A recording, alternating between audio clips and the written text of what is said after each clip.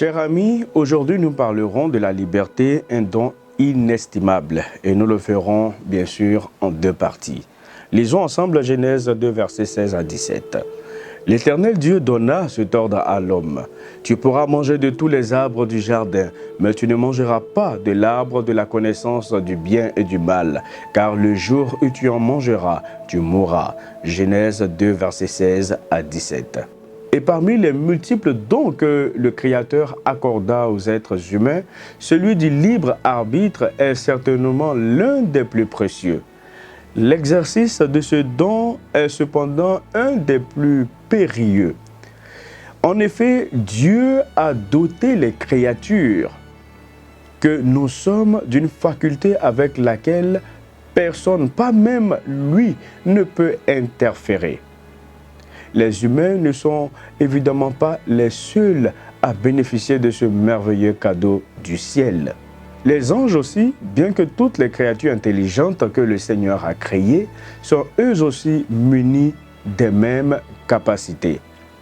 Lucifer, dans l'exercice de ce don fabuleux, a amené le chaos dans l'univers. Son acte de folie est et restera toujours incompréhensible. Et il remit en question la bonté, la justice et l'amour de Dieu. Comment est-ce possible? Comment a-t-il pu sombrer dans un tel travers? Mystère.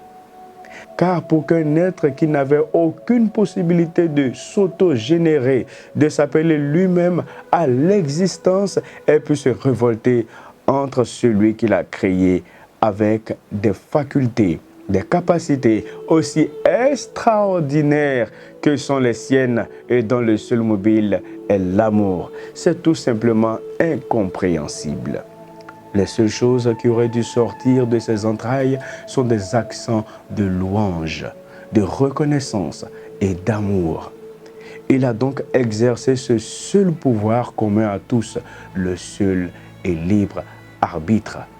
Cette capacité à décider, à choisir ce que l'on veut pour soi a des conséquences heureuses ou malheureuses. Dieu a donc donné à ses enfants la possibilité de le choisir ou de le rejeter, de choisir la vie ou de choisir le néant. Il n'interfère pas avec ce don. Tout comme pour Lucifer, il laissa Ève exercer en toute liberté cette faculté après lui avoir néanmoins donné au préalable des directives claires. Lorsqu'elle se trouva face à l'arbre, lorsqu'elle décida d'entrer en pourparlers avec le serpent, lorsqu'elle décida de manger le fruit et d'en donner à son mari Adam, Dieu ne leva pas le petit doigt.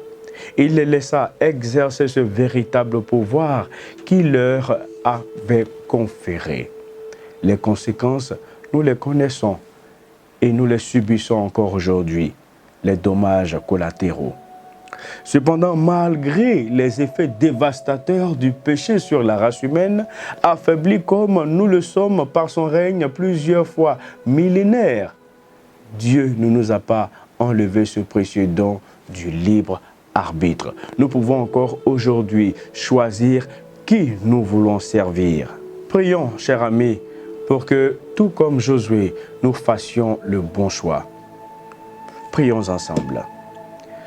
Seigneur, apprends-moi à faire les bons choix, à prendre les bonnes décisions, car ma destinée éternelle dépend de mes choix et décisions aujourd'hui. Amen.